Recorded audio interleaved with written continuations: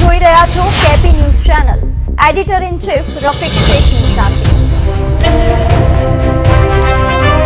ગાંધીના કલાકોમાં ગરફોડ ચોરીનો ભેદ ઉકેલી ગરફોડ ચોરીના આરોપીને ઝડપી પાડતી અઠવાલાઇન્સ પોલીસ સુરત શહેર અઠવા પોલીસ સ્ટેશનના police inspector Shri IM Khuddar સાહેબ તથા second police inspector Shri RR Makwana સાહેબનાઓની સૂચના અને માર્ગદર્શન હેઠળ અઠવાલાઇન્સ પોલીસ સ્ટેશન ખાતે દાખલ થયેલ પાર્ટ A ગુનો રજિસ્ટર નંબર 2026 ભારતીય ન્યાય સંહિતા 1/2023 ની કલમ 305A 331(2) 3 4 મુજબનો ગરફોડનો અનડિટેક્ટેડ ગુનો શોધી કાઢવા સારું surveillance police sub inspector AR Mahida તથા સર્વેલન્સ સ્ટાફના પોલીસ માણસો પોલીસ કોન્સ્ટેબલ સુરેન્દ્ર શાલિકરામ તથા પોલીસ કોન્સ્ટેબલ વિવેક કુંજ બિહારીની સાથે પોલીસ સ્ટેશન વિસ્તારમાં પેટ્રોલિંગમાં હતા. દરમિયાન પોલીસ કોન્સ્ટેબલ સુરેન્દ્ર શાલિકરામ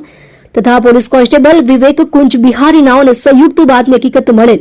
કે ઉપરોક્ત ગરફોડનો ગુનાનો આરોપી મોહમ્મદ ઇરફાન ઉર્ફે ડેપો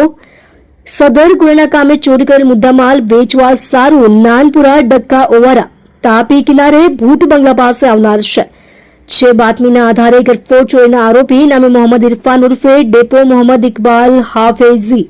ઉંમર વર્ષ 41 ધંધો રિક્ષા ડ્રાઇવિંગ રહે બિલ્ડિંગ નંબર 33 ઘર નંબર 14 ગોલ્ડન આવાસ ભેસ્તાન સુરત શહેરવાળાને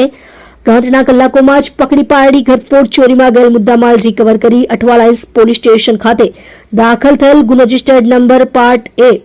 ગુનો રજિસ્ટર્ડ નંબર 2026 ભારતીય ન્યાય સંહિતા 1/2023 ની કલમ 305A 331(2) 3 4 મુજબના ગુનાનો ભેદ ઉકેલી પ્રશંસનીય કામગીરી કરેલ છે. તમે જોઈ રહ્યા છો કેપી ન્યૂઝ ચેનલ રફીક શેખની સાથે.